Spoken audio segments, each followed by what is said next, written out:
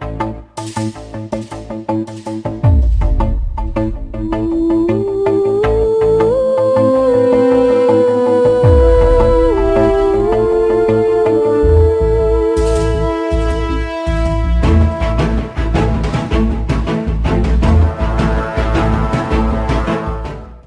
name is Eben Enasco.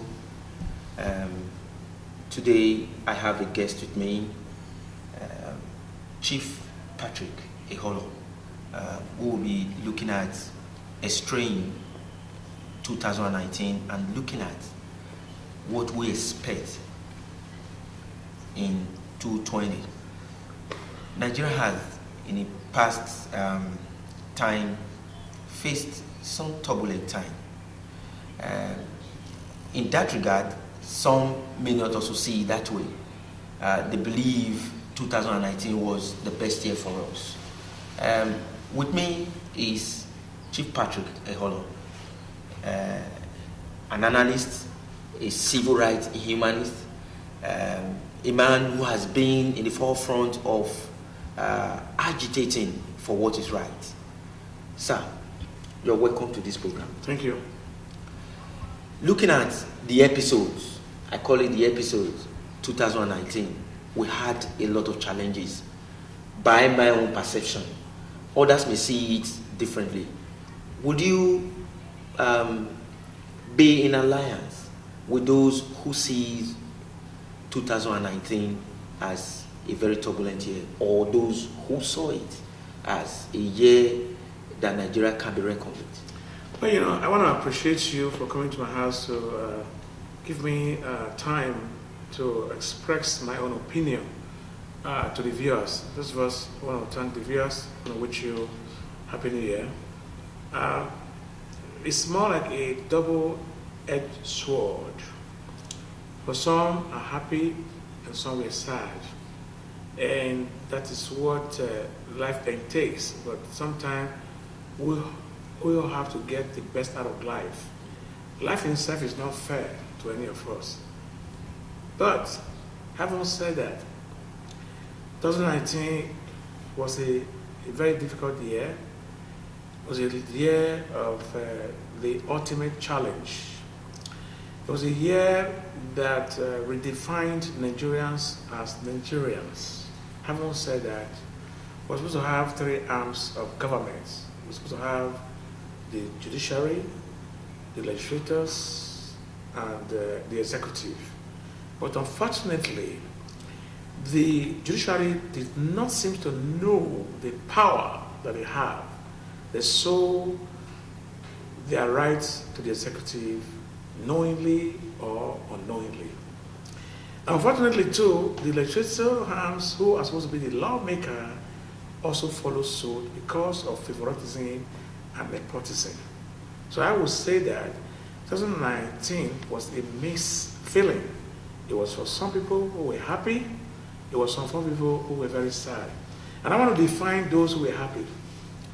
Those who were happy were those who benefited from the corruption of Buhari, and they claimed they were connected. And those who were crying, who were bereaved, were those who were fighting corruption, who did not benefit from corruption. So again, it becomes a double-edged sword. In Nigeria scenario, when you are very corrupt, very, very corrupt, you use the word, I am connected. And when you are not corrupt and you are fighting them, use the word corruption. That is why I said it was a double-edged sword. Double-edged sword, he said. Sir, the word double-edged has a lot of intuition. Do we actually see Nigeria as a double-edged sword, like you claim? First, let us look at it from the concept of governance. Nigeria as a nation, Nigeria in politics, Nigeria in all diversity. Security-wise, we fell short of what the commandant expected of leaders. Sir, are you saying that the expectations of the commandant were ridiculed because governance were not able to meet up. You know, I was one of the people, I give myself that credit, and Falana and with other great people who fought for Showore. I don't know him as a person. I follow him when the Sahara Reporter were founded, and also to, you know, I'm also a man of the media. I also have my own media house, media maker, you know. What I'm saying is that when I say Nigeria is a double-edged sword, is that Nigeria as a country, I mean, it would not surprise you. There were credit given to late Obafemi and Awolowo. But when I did my research, I know that it didn't even come from Obafemi and Awolowo, but he did use it as an expression that Nigeria is mere geographical expression. So that means that there's no word like Nigeria, because Nigeria was into forced marriage. The amalgamation of Nigeria, if you look at it properly, was not truly spelled out or defined. Because in order to have what they call a constitution, or what you have to have what they call a referendum, it's collective. It means that everybody will be a partaker. Everybody's voice will be heard. So in this case, most Nigerian voices were not being heard when the constitution was being drafted. And the military did not also do a good when most of this constitution were drafted, because they thought that when they leave the military, they drop their uniform, they will come back dressed as a civilian to continue their atrocity. God forbid it didn't work, because the work was evolving and the work were getting to know that there must be a civilized change. And that's why we are trapped with the constitution of Nigeria today. First of all, let me quickly say something. How fair do you think it is when you will give unquestionable money to any governor of our state, call it security votes? It's preposterous and it's ridiculous, because what you are giving to one governor, for example, in my state, 550 million or 600 million every month, that can create a lot of employment for our army of soldiers that we have built today that are unemployable because of today's circumstances. A nation without education is a blind nation. So I say things without apology when I say that Nigeria had what they call a double-edged sword. This is a country where you don't have the middle people. You have the rich or the extremely rich or the extremely poor. For any nation to grow and survive, you must have a middle class. So it is not news to you that if we are saying that there are certain things in 2019 that was not favorable to us as Nigeria, is the continuous disrespect and disobedience of President Muhammadu Buhari not to respect the judiciary, because a lot of people were granted bail. For example, the sanctuary of the court were invaded by DSSS. For example, the Islamic clerk was arrested, Zakari, even when he was given bail. For example, Sambo Dasuki, it doesn't matter what sort of allegation that had been alleged that he has been committed. When the third section of the three arms of government has given its own verdict, I think honestly Buhari ought to have respected and allowed them to have their freedom so they can go to court and answer whatever charges that was before them. And I think that is good governance. And I may also say something very categorically, that I've always respected our President Muhammadu Buhari.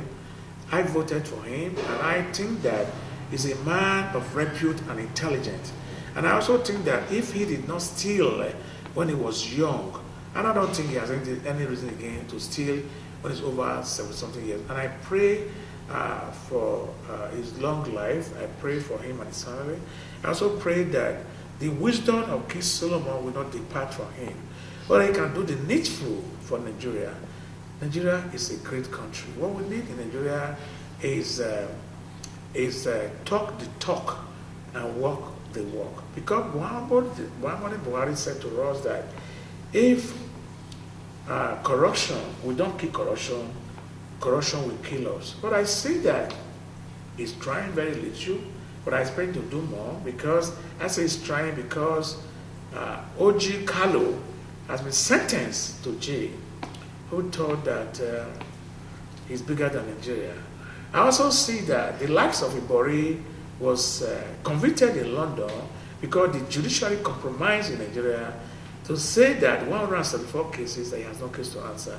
So I want to speak to the Nigerians, I want to speak to Buhari, that you will remember for what you do today, and also be remembered for what you choose not to do. You have tried your best, but we as Nigeria who need change are also very anxiously waiting to remind you that the change we are getting so far is not good enough for us. Yes, the change we've gotten so far is not good for us. The word of Chief Patrick EHOLOR. We'll go on short break. When we return, we estray how far Nigeria will go in 2020. We'll come back to you.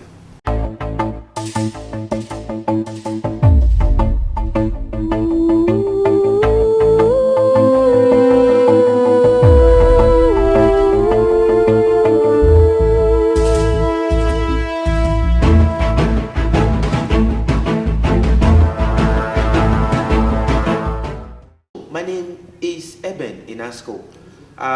We have been talking about Nigeria in the year 2019. We're also going to look at our expectations for 2020. Still with me is the patriarch, Chief Patrick EHOLOR. He has been talking about what he expected the president to have done in the year 2019. Here we are in 2020. We expect more from the president. That has been his agitation. He said, the president has been a man with integrity, but for the commoners, not until the dividend of democracy gets to you, you will not be able to pull strings that a president actually means well for a country, man. This is where we are. Sir, are we expecting anything a lot more better than he has done? Well, you know, I think this is his last tenure, and there were speculations that he needed third term. And he has come out as a gentleman that he has always been, that he has no interest in third term. And it means that for certain things he was unable to do before now, I think if he takes the courage, history will remember him for good. But I also want to say that in the area of federal character, our president have not done us well there. Because when you say federal character, it means that we are going to choose every person who is a technocrat from the geographical locations of Nigeria. And I see that the people who are heading the affairs of this country are centered to the Northerners. I don't have any problem with that. My best friends are Northerners. You cannot have the Chief of Army Staff as a Northerner, Custom as a Northerner, Immigration as a Northerner, DSS as a Northerner, EFCC as a Northerner, and what have you, you know. The North is not the owner of Nigeria. Nigeria belongs to all of us all. Without me, there is no Nigeria. I'm an Idoman. And we're not talking about pride or superiority, but if we are going to do that, I can tell you that I am not a racist, but I'm not superior than any being because I'm a Nubian, a natural born. I was born into the cradle of civilization from the Benin Empire. We only have two empires in the world, the British Empire and the Benin monarchy and the Benin Empire. It could also interest you that we also have two cities in the world, New York City and Benin City. I'm just going to tell you the greatness of where I was born, and I'm proud of that, okay? And that's one thing that I also find that President Muhammadu Buhari is honest, but again, his nepotism and favoritism is what I question. Having said that, even going back from the presidency to the Edo State governor, my friend, my brother, Godwin Obaseki Obaseki, you see, these people could have done a lot better for us as a president or as a governor. But the issue we have with them is they are messengers. Let me tell you something categorically today, that I know sincerely that if you cannot trust a messenger, you cannot trust his message. Their messengers are bad people. They are surrendered by cabals. Even when they have a very good intention, I can use my dear Cindy as an example. When I am at worst time and she sit me down and talk to me, she would say, Patrick, I'm helpless. I said, why? He said, but I talk to you, and before I walk away upstairs, you have 1,000 people again giving you some vomit in your plate. So I alone cannot fight 1,000 people. And that's where you have the likes of Gordon Obaseki, you have the likes of President Muhammad Buhari. Even when they are trying their best, we feel that their best is not doing good enough because they have messengers that we cannot trust their message. And that's why we're having these challenges. So I'm saying that if we want to make a change, a severe change, we must build more prisons. We must reduce the money that we are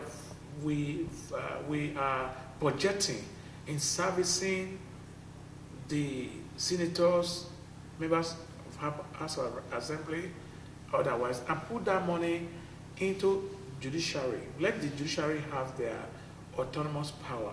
Let them have their own budget so that the executive cannot decide for the judiciary what to do or what not to do. Let them put that money into education. Let them put that money into heads. Let them put that money into infrastructure. Let them put that money into good roads. Let them empower the women. Let women play more roles in our politics. Women doesn't belong to kitchen or the other room. I disagree with Mr. President on that. You know, when you go to Rwanda today, even after their genocide, you say no to corruption and you say yes to investments. So if we're able to bring women more into politics, we're able to go out there and educate people that your life is your rights. Your ballot is your gunpowder. This will change. We don't need to recruit people to maim and kill when it's the eve of politics. We must go beyond that. We must educate any tribe over 18 years to register and cast their vote for anyone who they feel they trust that can lead this country. And we must also encourage independent candidacy where a bank can come out and want to become a president or a member of House Assembly without having any political platform. Yeah.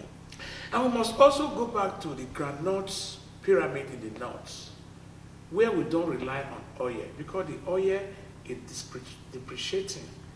There are signs now that have come out that big the solar, where you can have a little bus that can cover the whole of Edo State. So very soon, if Nigeria do not have other streams of income, Nigeria will start to drink their oil. I'm afraid, I'm worried over them. And also too, we should go beyond looking at men as institution. We should have a viable institution, a respectable institution. We should be looking at the national chairman of APC as an institution. We should be looking at the national chairman of PDP as an institution. We should be looking at the head of immigration as an institution. We should be looking at the custom head as an institution. You know, just to buttress what I'm saying, I was coming to Benin one day with my Lexus, and the customer stopped me, asking me for my particulars. That is ridiculous. When you clear your car from the wharf, it ends there.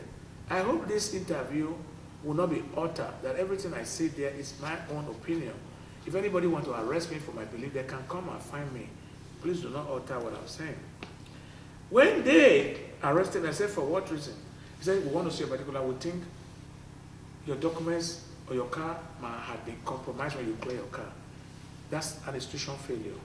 The custom should be retrained that when you clear car, you're in the street, they have no right to check your particulars. You have road safety.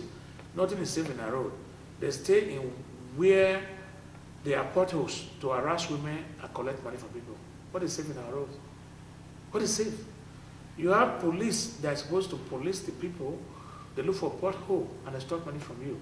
And that's why I came out with something called, we must stop extrajudicial killing. We must ask police, why are you stopping me? And why do you want to search my car? We must, we have a right. We police the police. We police the police. Because the police are being paid with our taxpayers' money. But again, there are two sides to the story. Nigerian government should be ashamed, without any apology, how they have treated the police. The police have not been treated fairly. Money has been budgeted for the police. The police have no vehicle to patrol. The police have to hustle to buy their fuel. The police wear slippers. It's an insult to this nation. The police doesn't have a bulletproof. They don't have gun. The armed robbers and the kidnappers are more sophisticated than the police. Baba Buhari. Wake up! Ministry of whatever you call yourself, police affairs. Wake up and protect your police. The police are angry. What the police are doing to their soldier killing is what they call a transfer of aggression. If you don't have love, can you give? You only give what you have. Even this interview is 1 hour, I will pay for it. Document it. Let people know. Americans were free today because of Luther King Jr., Malcolm X, who were from different backgrounds. Yeah. Malcolm X was a Muslim. Can you see that? And Luther King Jr. was a Christian. But they all fought with religion to sustain democracy in America that we enjoy today, that we run there. Now today, the pastors we have is come and sow a seed. I'm not saying all of you. The ones I'm talking to, you know yourself. Now, God is not a money doubler. You have turned God to a money doubler. You have 33 branches, 34 branches, 40 branches. Who does that? One is enough. Give scholarship out. Build more schools. Say something that is not right if the government is not doing right. Denounce it. Let the women know that if they are coming with their offering, not all women, though, I'm talking about those ones who think that when they go after midnight that their sins are forgiven. See, God is a righteous God.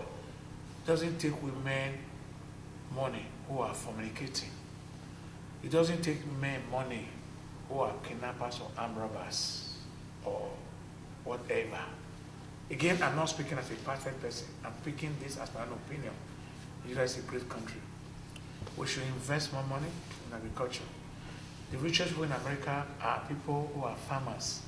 God bless us with our land. Nigerians are not criminals. Nigerians are not lazy. Nigerians go out of their way because they were not accommodated by the government. Nigeria doesn't have any need to go into Mediterranean Sea, to Libya, and do all things they are doing. Nigeria doesn't have a need to go to prostitution. We are proud people. We are the Nubians. We sleep with people with love. We love because we want to love. We don't despise people. We don't hate. Hate is not in our dictionary. We should elect people who will represent us properly. We should emulate the prime or the president of Rwanda, who shut down churches and Muslims. Sorry, not Muslims, or mosque, rather, to say my apology to that. We should have to give license to genuine pastors and genuine Muslim clerics who will preach for the fear of Muhammad, who will preach for togetherness, unity, love of Christians, believe in the doctrine of Jesus Christ, not these Azonto pastors and Azonto imam. No apology. Go ahead. Yes, sir. We will have to narrow our discussion, sir, to the state of domicile. Edo State will be going into gubernatorial race this year. There have been a lot of heightened pressure coming from within the party, the ruling All Progressive Party, and the opposition party. One seat is left, and that seat is Osadebe Avenue. There is an incumbent governor, and many people feel he hasn't done enough to convince them on his program and policies. But in other words, there are others who want him to continue to remain in power. Sir, how is your own view as regard all these misfeelings? Very, very interesting, because very interesting. You know why I laughed? I know the two players. The first one here is an erudite, champions of all champions. His name is Comrade Adams Aliyu Oshomole. He's the champions of all champions. He's a survivor. He's a man that I had respect for. My cardinal respect for Adam Oshomole is one. A man who came from nowhere and arrived somewhere, and not only fought for himself, but he also fought for the downtrodden. However, we all might not be satisfied with his fight, because no one is perfect. Adam Oshomole has his flaws, but I give it to him because of his family-oriented. A man who perhaps was working in the Texas industry. He was a tailor at the time, and that's what I was told. I don't know if it's true. And he was married to his late wife, Clara, may her soul rest in peace. And he raised his children not only to become an ordinary citizen, to become a super ordinary citizen. I doff my heart for you. I don't care about your flaws. Oshomole have produced a doctor. He has produced an engineer. He has reached his milestone. Oshomole for me is a mother touch. But I pray and I hope that as God extends his life, he should try and gather a house, that the house will not collapse. Oshomole were one of the people who fought Godfatherism, and we were one of the people who supported him to fight Godfatherism. And as a matter of fact, I was so passionate about Oshomole before he becomes the governor, when he protested against my own friend, brother, senior brother, Lucky Igbenedion. I handcuffed my hands with his hand to the government house to make sure that Lucky Nusaka Igbenedion addressed us. I have the tape. For everything I tell you, you can go and check it out. Okay? I never knew he was going to be a governor. And when Adam Oshomole was aspiring to become a governor, he came to this very living room there you are sitting. This is camera. You can deny it or accept it, to ask for my support, which I gladly give to him. And I helped him, and I fought with him tooth and nail. And I was the person that introduced one man, one vote. But because Oshomole is smart and intelligent, he added more to my spicy. To say one papa, one mama, one Alaji, one Christian. And that's how the one man, one vote come to play. But having said that, I also know Godwin Noah Obaseki as a technocrat, as a gentleman, as a shy man. But I've also told you before now that if you cannot trust a messenger, you cannot trust his message. I don't dislike Obaseki. I love him from a distance. But my issue with him is that you cannot bite rather the finger that fed you. And the same thing is applicable to Phyllis Shaibu. It's my distant friend. I won't say it's my good friend, but I know him very well. Even before the late Aruna, when we all started this together. And I must say that too. The man today there was your SSG, Barrister Sardion Gates, my very good friend. You can probably say he's my brother. We work together, or he worked for me. Probably say that. He used to manage my real estate in Lagos. Because he who God has blessed, no man can curse. I think God has blessed him. God has said that it's going to be him today, and that's why he's there. But the issue is that many people don't know how to manage success. Success overwhelms them, and they make a lot of mistakes. But we have been around. I've been around, these people you are mentioning, I know them. Even when Obaseki was the economy team manager to Adam Oshomole, we raised and say hello to ourselves. But coming back to your question is that, is PDP fighting its APC? No. The APC is fighting itself because of egocentric. Over may I say, it can be my own or no other way. So I want to apologize. I want to beg Comrade Adam Oshomole. I want to beg God, to come together for the sake of the electorates who cast their vote, who were in the sun, who were in the rain, who elected them, to come back together and settle these things. I'm sure that what they have is not irreconcilable. People are falling in because they are cashing in, When people are not making money from trouble, they don't cause chaos. When countries are not fighting, you don't buy ammunitions. So I honestly think that if the APC get their acts together and appeal to those members who were also elected, who were disenfranchised, who are not being properly sworn in, if you cannot issue second proclamation according to you, according to the law, reach out to them, dialogue with them. In order to be important, you must make other people feel important. And I think whatever is happening today is about egocentric. Yes, from your world, there is a school of thoughts currently going around that you don't bite a figure that fed you. There are others who are also claiming that his predecessor, Adam Oshomole, also do same to those who brought him into power play. Are we looking at this as nemesis? Okay, you see, I don't want to call it nemesis. I would refer to it as a boomerang. Boomerang is when you have a football in your hand, hit it to the wall, it bounces back to you. I think whatever that happened is a boomerang because there were other people who would have succeeded Adam Oshomole, especially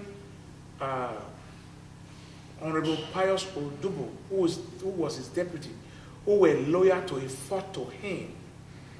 And for some reason that is best known to Adam Oshomole, he chose Gordon Obaseki because he was his economy team manager at then. I don't know. But I also do not want to believe that it's nemesis.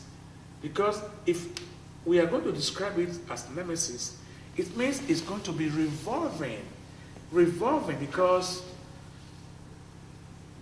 those who brought Adams Abi Oshomole were related to me. They are likes of Pastor Osage Izeamu and Captain Osa Okumbo, who is a multi-billionaire, who perhaps single-handedly financed it.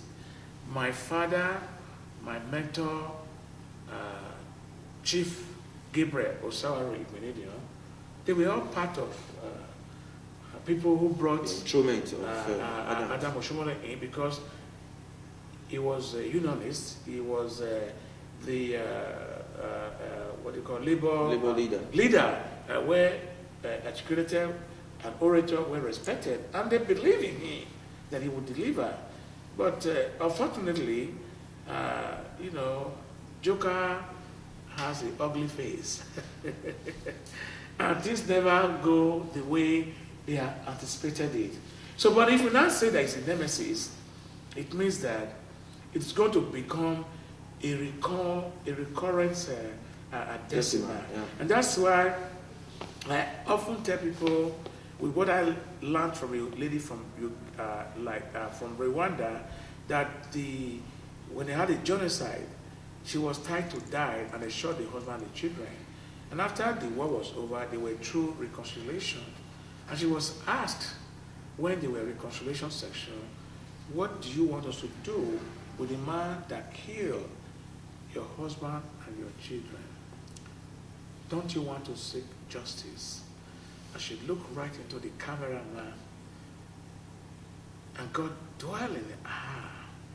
And she said to the cameraman and to the audience, multitude audience, and said, no, I am not seeking for justice. I'm seeking for forgiveness. I forgive you that murdered my husband. I forgive you that murdered my entire family. They will find peace, and I will find peace. So if we are all seeking for revenge, we are seeking for justice, we will never get justice, because justice itself is blind. Because the judiciary today we have in Nigeria is pay as you go. How do we get justice? And when Obaseki and Comrade Adam Oshomole is fighting, who suffer is the grass. Obaseki is still getting his 550 million every month as security votes, and yet people are being kidnapped, and yet market is being bound. Oshomole is still getting money from left and right for his retirement. Who is suffering? It's we, the masses, that is suffering.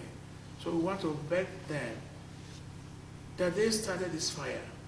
Please, Comrade Oshomole, Adams Oshomole, my friend, my father, my brother, Noria said Godwin, my friend, please, if you can't get ambulance to quench this fire, let all of us go to market, get jerry cans and go to Ogba River, get water to quench the fire that you people have lightened up, so that the fire will not consume us. Yes, the fire will not consume us. That is the word of Petrarch, Chief EHOLOR, Patrick EHOLOR. He has been in the four walls of politics in Nigeria. For the record, sir, do you have a word to tell your Tini fan? Well, I don't know if I have any fun. I always think I'm alone, but what I have to tell the viewers or the audience is that God has not left you. When you look back, you are going to see a print. Now you see those prints, you thought they were your prints. They are not your prints. They are God's prints, that He is still with you. You must believe in God that believes in you. You must not let the clerics or the pastors of today who are seeking miracle deceive you. God gave you your names for the purpose of prayer and worshiping. I believe that we have a better future for Nigeria. We must shun corruption, we must kill corruption and stop killing Nigerians. Happy New Year. He has been at the forefront of agitating for good governance. Today, he has also spoken, and he is saying reconciliation is necessary. To move this state forward, all must come together to build one common ground. And that is exactly what he is agitating. On that note, we draw the curtains of this episode. Until then, have a goodbye. Thank you.